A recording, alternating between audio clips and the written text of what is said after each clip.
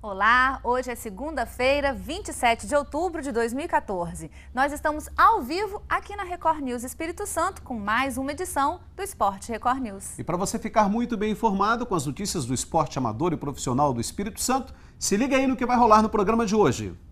No programa de hoje, você vai ver que neste final de semana rolou a Copa Kids de Jiu-Jitsu. E mais, a capixaba campeã de futevôlei, Rayana Coleta, vai ficar afastada do esporte por um longo período. E no futebol, vamos ver os gols do Campeonato Brasileiro. Seja bem-vindo, o Esporte Record News já está no ar.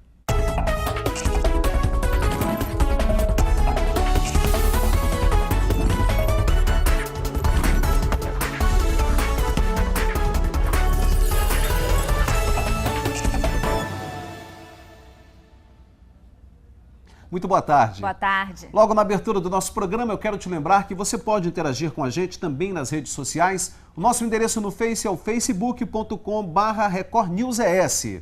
E se você quiser mandar opiniões e sugestões de pauta para o nosso programa, você pode usar o nosso correio eletrônico esporte@recordnewses.com.br. Além disso, sempre é bom lembrar que, além dos canais de televisão que sintonizam a Record News Espírito Santo de ponta a ponta em nosso estado, você também pode nos acompanhar pela internet de qualquer lugar do Brasil ou do mundo. É só acessar www.sinoticias.com.br/recordnewses. É isso aí. Bom, e nós vamos começar o programa falando sobre jiu-jitsu. Cerca de 50 crianças participaram neste final de semana da Copa Kids Jiu-Jitsu. A competição aconteceu em Vila Velha, Maila, e teve como padrinhos a dupla de lutadores de MMA, Karina Dan e Luiz Sapo. Final de semana de realizações para as crianças da primeira Copa Kids de Jiu-Jitsu. Karina Dan, a grande organizadora, mostrou-se realizada com o empreendimento e principalmente com relação ao crescimento das artes marciais. Importante principalmente com relação à sequência da vida das crianças dentro e fora das salas de aula. O jiu-jitsu é uma arte marcial muito disciplinar e competitiva também. Hoje todas as academias estão lotadas de crianças participando. É uma arte marcial que faz com que a criança tenha mais percepção do corpo dela também, ela ganha muita força e aquela competitividade, né, que prepara o adulto para o mercado de trabalho. Então ele já vem ali na infância. Eu indico o jiu-jitsu a partir dos 3 aninhos de idade e para ser praticado pela vida inteira. Com o DNA da família, segunda competição, já com a primeira medalha, Karen Dan mostra que realmente o jiu-jitsu está mostrando para ela e para todas as demais crianças da sua idade que realmente é a grande porta de abertura para uma sequência de uma vida bem melhor. Eu faço balé também, além de jiu-jitsu, estudo bastante e depois eu venho para o jiu-jitsu e me foco bastante para ganhar todas as lutas que eu competi. Dizem que a primeira medalha não se esquece mais. Não, nunca. A primeira Copa Kids de Jiu-Jitsu. A criançada realmente faz a sua festa, principalmente quando está na hora de receber a medalha. Mas e aqui? Além do picolé, que nós aproveitamos, é claro, a moçada, parente, pai, mãe, irmão, como essa moçada fica na arquibancada? Ataque de nervos mais uma vez ou tranquilidade? Você, pai? A gente sofre bastante, né? Fica aqui na apreensão e dando maior força para o filho, porque isso aí é um aprendizado para a luta e para a vida também, né? É difícil, porque tem que incentivar, né?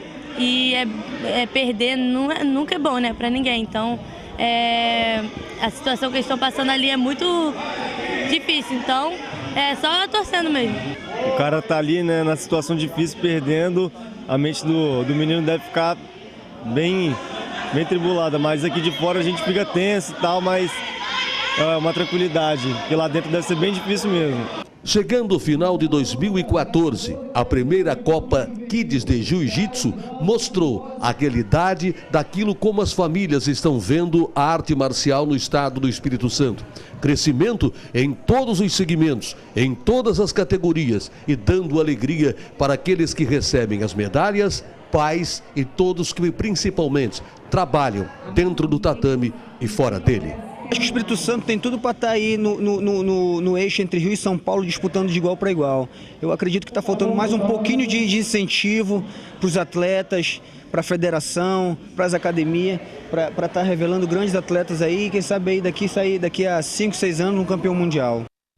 Flávio, o interessante é que eles ensinam o jiu-jitsu de forma de diversão, né, para essas crianças. É como se fosse uma brincadeira. Verdade. Tem que ser assim, né, Mayra? Principalmente para essa faixa etária aí, para essas crianças que nessa idade tem que estar inserida no esporte de forma lúdica. Desse jeito mesmo, como uma brincadeira. E aí, aos poucos, eles vão despertando o prazer pelo esporte e começam a se beneficiar das coisas boas que o esporte traz para o ser humano. Vale destacar também os padrinhos desse evento em Vila Velha, Karina Dan e o Luiz Sapo, são lutadores de MMA consagrados e que ficam aí com essa responsabilidade de serem referências, né, para essas crianças. Claro. Fica válido aqui o registro e parabéns a todos que participaram e que organizaram este evento, a Copa Kids de Jiu-Jitsu.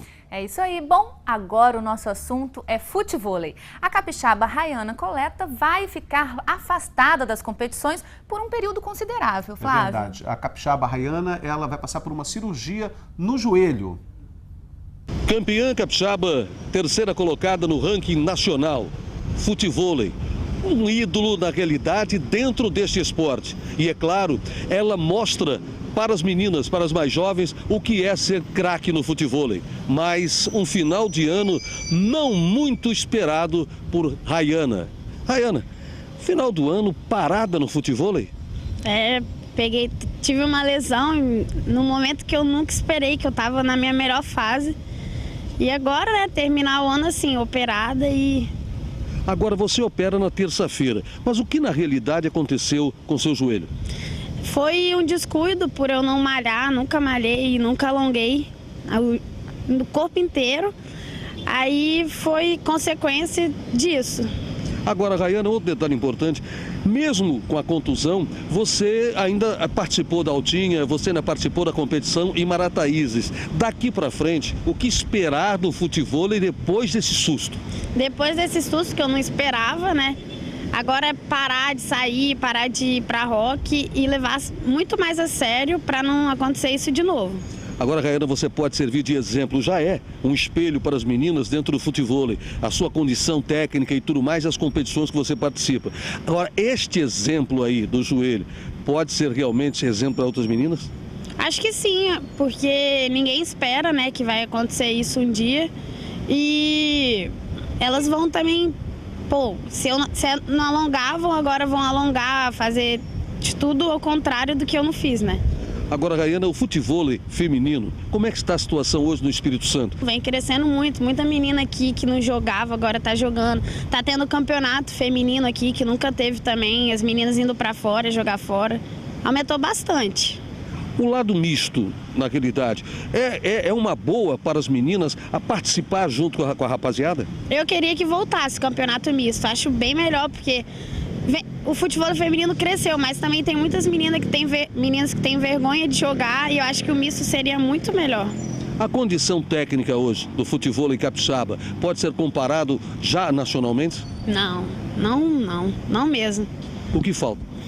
A gente não tem muito incentivo, isso. E tem quem realmente cuide das meninas, cuide da rapaziada, treinadores. Esse é o problema maior, fora do incentivo financeiro de patrocínio? Aqui não tem muito, a gente tem que ir para fora para ter essa ajuda. A cirurgia da Rayana está marcada para a próxima terça-feira. A expectativa é que esse ano ela não participe mais de nenhuma competição, mesmo não sendo oficial. Rayana vai ficar pelo menos 30 dias inativa. A partir de janeiro, sim, é que ela deverá voltar aos treinamentos e todas as competições.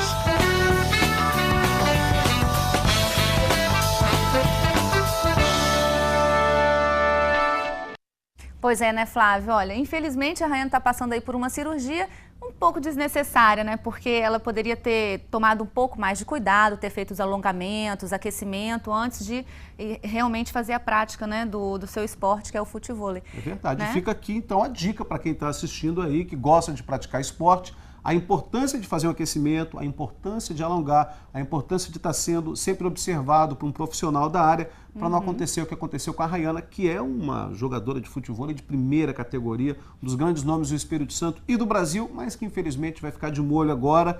Mas a Rayana volta já em janeiro, aí na temporada 2015, mandando ver e ganhando títulos, que é o que ela sabe fazer muito bem. Boa sorte para a Rayana. É isso aí. Bom, boa sorte para a Rayana e daqui a pouquinho, depois do intervalo, vamos falar de futebol. É daqui a pouquinho, não sai daí.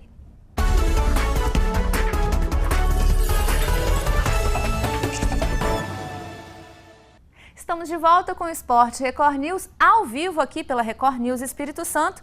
E agora nós vamos falar de futebol. É verdade, Marla, e o assunto continua sendo a Série B do ano que vem. Já conversamos aqui com representantes do Tupi, do Vila Velhense e Rio Branco. Rio Branco e Vila Velhense vão disputar a competição. Já o Tupi disse que não tem recursos financeiros para montar a sua equipe. E agora nós vamos ouvir o que o presidente do Serra disse sobre o time que vai disputar a Série B do ano que vem, mas não tem recursos financeiros. Enfim, bom, e vai ficar de fora da competição. Durante muito tempo, o Serra Futebol Clube foi destaque não somente no estado do Espírito Santo, dentro da condição de ser líder e principalmente no Campeonato Nacional, chegando a vencer compromissos importantes, relembrando como Fluminense no Maracanã. Já há algum tempo, a situação do Serra é difícil e hoje atua na Série B do futebol capixaba. Mas em 2015, o Serra vai participar ou não da segunda divisão? Doutor Cândido, seu presidente, responde para a torcida tricolor.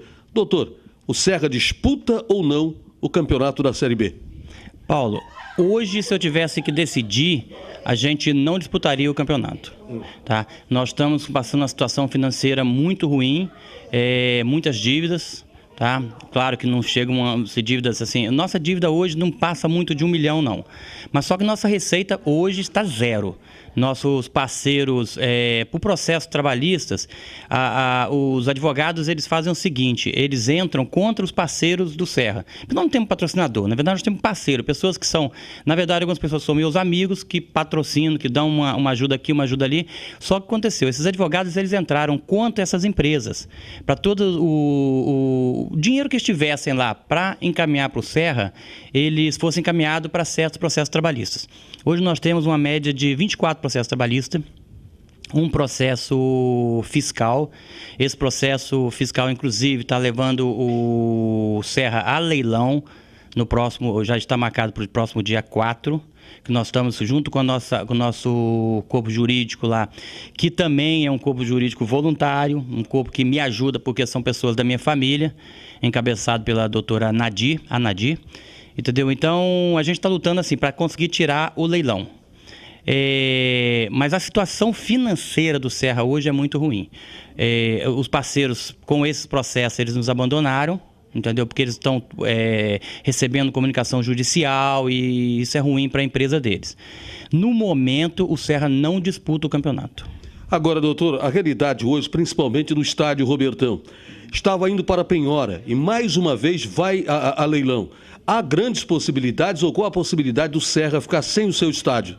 Não, sem o nosso estádio não existe essa possibilidade. Porque a dívida agora, na verdade, era de 28 mil. Se até a hora do leilão a gente não conseguir suspender o leilão juridicamente, eu vou pagar a dívida. Nem que eu tire do bolso ou que eu peço os amigos, algum jeito eu vou pagar. Então esse leilão agora não me preocupa muito que a dívida é pequena. Para o Serra grande, mas é 28 mil, a gente vai conseguir um jeito. Nós estamos em negociação com a prefeitura para ver o que eles podem nos ajudar, entendeu? Nessa situação. Existem, porque se você deixar ir para leilão, o valor que vai sair muito pequeno. E existem potenciais compradores para aquele espaço. Agora, doutor, um outro detalhe importante, o Serra, que já disputou o Campeonato Brasileiro, numa situação que chegou ao Serra Futebol Clube, segunda divisão, mais um ano, podendo não participar. Qual a solução, não somente para o Serra, mas para o futebol do estado do Espírito Santo, doutor? Eu acho que a federação do Espírito Santo ela tem que ser um pouquinho mais positiva na ajuda aos clubes, porque hoje qualquer campeonato que a gente entra, até um sub-15, as coisas são muito caras para a gente pagar lá. É a primeira situação. O Serra, que a gente não pode saltar muitas coisas assim. A minha impressão é que com as coisas que a gente está fazendo no Serra, desde que eu entrei lá, tem 5 meses que eu estou lá. Desde que eu entrei, a gente já conseguiu pagar 20 e poucos processos. Com essa quantidade de processos da gente, o valor não é grande, é só uma questão de conseguir atrelar uma parte financeira para resolver isso. Eu tenho a impressão que eu consigo, junto com a minha equipe que está lá hoje trabalhando com o Serra, que a gente consegue resolver o problema do Serra esse ano ainda. E se a gente conseguir resolver o problema do Serra esse ano, a gente já parte para uma coisa muito maior, que é fazer o nosso centro de treinamento, entendeu? Então, por isso que eu estou falando com você que a gente tem uma coisa atrelada aí para ver se dá certo. Eu acredito que até o final do ano eu resolvo o problema do Serra. Se a gente tiver muitos encalços de enfrentar e a gente vê que os conselheiros do Serra, ou mesmo as pessoas que hoje estão acenando a nos ajudar, saírem fora, talvez o Campeonato Capixaba não perca só o Serra, perde também a minha pessoa que estou nisso desde 91. Porque as coisas estão ficando difíceis, mas não estão ficando difíceis assim para a gente pagar, não, Paulo. A dificuldade é que as pessoas, na hora que tem que nos dar aquele empurrãozinho final, não é com financeiro só não, tá? Eles estão dificultando com coisas pequenas que a gente poderia salvar o Serra. O Serra é um grande clube, tem uma grande torcida. Toda vez que a gente monta um time razoável, que a gente ganha 2, 3 jogos, a gente consegue colocar 800, 900 pessoas lá no estádio. E quando a gente ganha grandes jogos, vai para a final, a gente consegue colocar muito mais pessoas. Hoje a situação do estádio Robertão, nós temos uma arquibancada lá de 800 e poucas pessoas que o bombeiro não autorizou e pediu para que a gente fizesse uma escada no meio da arquibancada. Isso fica no valor de R$15.000. É uma coisa muito cara? Não é. Para um clube que se diz clube de futebol profissional, não é uma coisa cara, é até uma coisa pequena. Mas só que na situação atual hoje, se eu tivesse 15 mil, eu ia pagar um monte de dívida e um monte de coisa. E até pensar em colocar o time no campo, entendeu? No campeonato.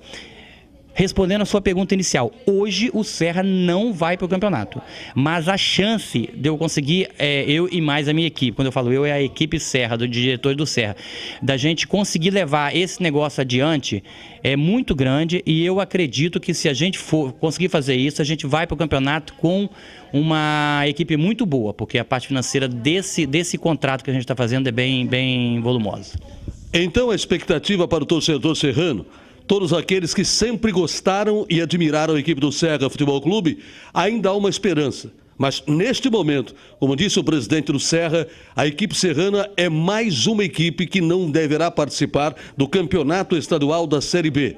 Meu caro Flávio Simões, esta é a expectativa para a próxima semana, para os próximos dias e até a data final para que os clubes possam assinar o acordo e participar ou não do campeonato estadual da segunda divisão. Flávio, parece que a situação não está nada boa para os times da Série B, né? Verdade, Mayla. A gente lamenta muito que as equipes estejam enfrentando toda essa dificuldade para montar um time, se estruturar para a disputa da Série B. Nós já ouvimos aqui o Rogério Pedrini, presidente do Tupi, e ele foi muito firme na posição de não disputar a Série B por conta de falta de recursos financeiros nos cofres do clube. E é melhor que se tome uma posição definitiva, como fez o Rogério, antes de começar o campeonato, para que não tenha que depois abandonar o campeonato no meio da competição, depois que a competição já foi iniciada, porque aí sim prejudica toda a confecção de uma tabela, os outros clubes que estão na disputa. Agora, esse posicionamento do Serra, também contrário à participação, é uma pena. Eu acho que alguma coisa precisa ser revista, sabe, Mayla, pelos dirigentes que cuidam do nosso futebol. Caso contrário, a coisa só vai piorando, se é que pode piorar mais do que já está, infelizmente. Bom, pois é, né? É verdade. E você falando aí, então fica assim, complicado pro futebol aqui, né, Capixaba, né? Vamos esperar para ver quais os times que vão realmente confirmar a presença. A gente tem o Vila Velhense, tem o Rio Branco. O Rio Branco, claro, quer voltar à Série A do futebol do Espírito Santo. O Vila Velhense já falou que também vai disputar, mas por enquanto a gente vê aí o Tupi, o Serra, a gente vai ouvir o presidente do GEL também para saber qual a posição do GEL com relação a isso tudo e depois a gente dá aí um panorama total para o torcedor, para o telespectador do nosso programa. É isso aí. Ok, Flávio, nós vamos para o intervalo e daqui a pouco a gente volta com os gols que marcaram a rodada deste final de semana pelo Campeonato Brasileiro de Futebol. Um instante só.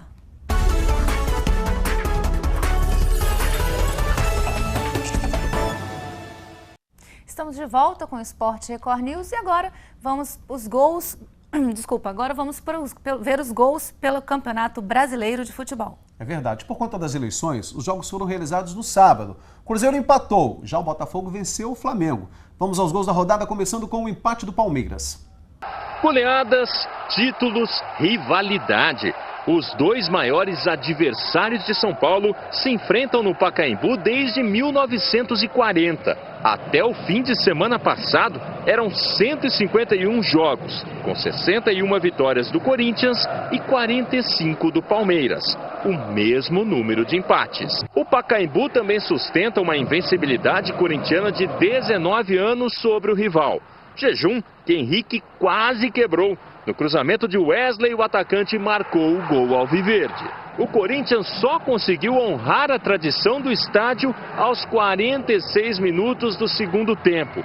Danilo chutou e contou com as colaborações de Juninho e Fernando Praz para empatar. 1-1, resultado que tirou o Corinthians do G4 e manteve o Palmeiras próximo da zona de rebaixamento.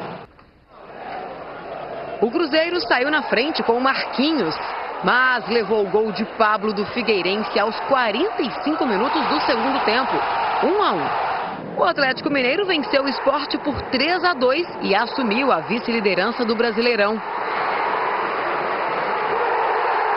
Alan Patrick e Nilmar fizeram os gols da vitória do Internacional contra o Bahia. O Inter é o terceiro colocado. O Botafogo venceu o Flamengo por 2-1, mas continua na zona do rebaixamento. O Fluminense derrotou o Atlético Paranaense também por 2-1, com gol de Fred, aos 47 do segundo tempo.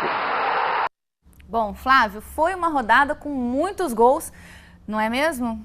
Bom, mas teve aí um empate do Cruzeiro que pode prejudicar o time, não é mesmo? Olha, Mayra, foi uma rodada sim, com muitos gols. Foram 25 gols, nós tivemos aí as partidas com média de 16.500 torcedores. Essa foi a 31ª rodada do Campeonato Brasileiro e o Cruzeiro não fez a partida que sua torcida esperava. Aliás, o Cruzeiro não vem passando por uma boa fase. Os últimos resultados do Cruzeiro nem de longe lembram aquele time embalado que vinha garantindo 3 pontos a cada rodada. É verdade. O empate de ontem com o Figueirense ainda deixa o Cruzeiro com uma vantagem de 7 pontos sobre o segundo colocado, que agora é o Atlético Mineiro, que venceu o Sport pelo placar de 3-2. O detalhe, Mayra e telespectador, é que o São Paulo, que tem 53 pontos, não jogou neste final de semana. O São Paulo joga hoje à noite contra o Goiás. Se vencer, o São Paulo, que tem 53, vai a 56 pontos, fica a 5 pontos do líder. Ou seja, a diferença vai diminuindo a cada rodada, o que pode deixar as próximas rodadas ainda mais emocionantes nesse campeonato. É verdade, ainda faltam 7 rodadas, né? É verdade. Pois é. Bom, o programa está acabando, mas ainda dá tempo de você conferir as últimas do esporte no dia de hoje.